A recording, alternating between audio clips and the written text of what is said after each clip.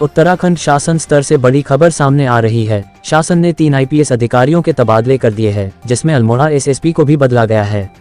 IPS अधिकारी रचिता जुयाल को SSP Almora की नई जिम्मेदारी दी गई है। आईपीएस अधिकारी श्रीवास्तव को परिसहाय राज्यपाल उत्तराखंड की नई जिम्मेदारी दी गई है। आईपीएस अधिकारी प्रदीप कुमार राय को सेनानायक 40वीं वाहिनी पीएसी हरिद्वार की नई जिम्मेदारी दी गई है। आज दिनांक 25 फरवरी को भारतीय जनता युवा मोर्चा पिथौरागढ़ द्वारा युवा मोर्चा अध्यक्ष हरीश रावत की अध्यक्षता में भाजपा सरकार द्वारा पारित किए गए नकल विरोधी अध्यादेश के समर्थन में एक बाइक रैली का आयोजन किया गया और मुख्यमंत्री पुष्कर धामी जी का आभार जताया, जिसमें युवाओं ने बढ़ चढ़कर प्रतिभागिता दिखाई। भाजपा प्रदेश प्रवक्ता सुरेश जोशी, प्रदेश कार्यकारिणी सदस्य बीरेंद्र बोरा, जिला उपाध्यक्ष गहराज पांडे, कोऑपरेटिव बैंक अध्यक्ष मनोज सामंत ने हरी झंडी दिखाकर रैली को रवाना किया। प्रदेश प्रवक्ता सुरेश जोशी ने कहा कि राज्य में नकल विरोधी कानून लागू होने से प्रदेश के युवाओं में ऊर्जा और विश्वास का संचार हुआ है। निश्चित तौर पर युवा हितों को समर्पित यह ऐतिहासिक कानून प्रदेश में नकल माफियाओं व नकलचियों के तंत्र को निष्क्रिय करने में अपनी महत्वपूर्ण भूमिका निभाएगा। युवा मोर्चा अध्यक्ष हरीश रावत ने कहा कि यह अध्यादेश युवाओं के भविष्य को सुरक्षित रखने का काम करेगा। कार्यक्रम के संयोजक भाजयुमो नगर अध्यक्ष कमल लुंठी रहे। इस दौरान अक्षय शाह, योगेश भट्ट, भूपेंद्र महत, कुंदन बोरा, सूरज सामंत, सूरज गिरी, मोनू चौसाली, रामू वर्मा समेत अनेकों कार्यकर्ता उपस्थित रहे। G20 मीटिंग की प्रस्तावित बैठक को लेकर कुमाऊं कमिश्नर दीपक रावत पंतनगर हवाई अड्डा पहुंचे। उन्होंने एयरपोर्ट प्रबंधन, NHAI सहित तमाम संबंधित अधिकारियों को समय रहते तैयारियां पूर्ण करने के निर्देश दिए। साथ ही कहा कि जिस स्तर से जिसकी भी जिम्मेदारी है बिना देरी किए पूर्ण करेंगे। यूएस नगर में जल्द ही 1-2 नहीं बल्कि 20 देशों के प्रतिनिधि होंगे। मार्च माह के अंतिम सप्ताह में नैनीताल जिले के रामनगर में G20 की बैठक प्रस्तावित है। इस बैठक में पर्यावरण से लेकर भ्रष्टाचार समस्या सहित कई बिंदुओं पर चर्चा होगी। 2 बैठक होने के बाद तीसरी बैठक को लेकर तैयारियां तेज हो चुकी है। इस बैठक में 20 वित्तीय मंत्रियों और केंद्रीय बैंक के गवर्नर भी होंगे। इसमें 19 देश और यूरोपीय संघ शामिल है।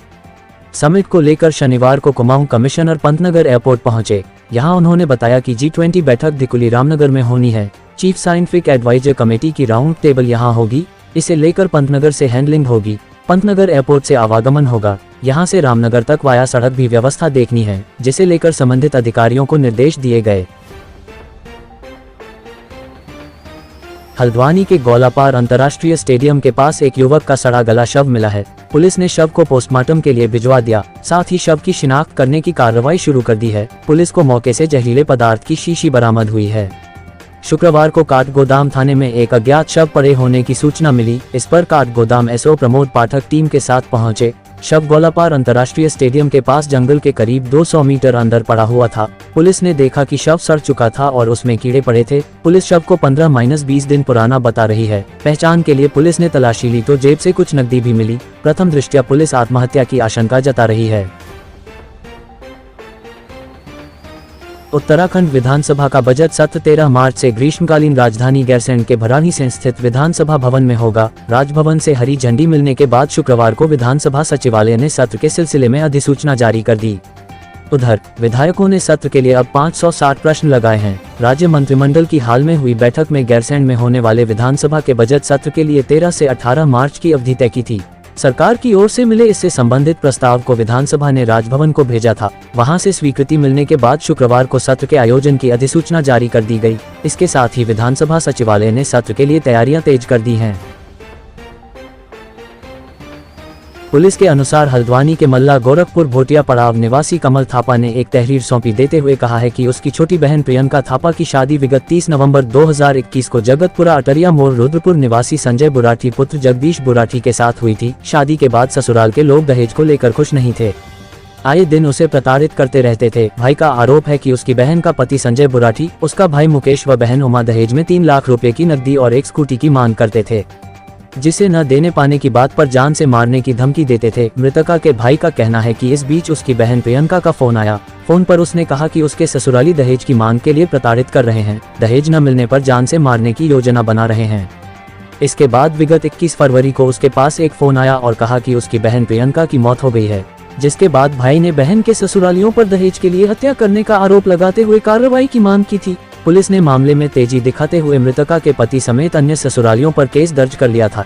इस मामले में पंतनगर सीओ तपेश कुमार का कहना है कि मृतका के पति को गिरफ्तार कर लिया गया है। मृतका के कमरे की तलाशी में पुलिस को एक डायरी बरामद मिली है। जिसमें उसने पति पर गाली गलौज करने की बात लिखी है। मृतका प्रियंका ने डायरी में अपने पिता को याद करते हुए लिखा है कि पापा उसका पति बहुत गंदी गाली देता है, जिसे सुनकर वह आहत हो जाती है।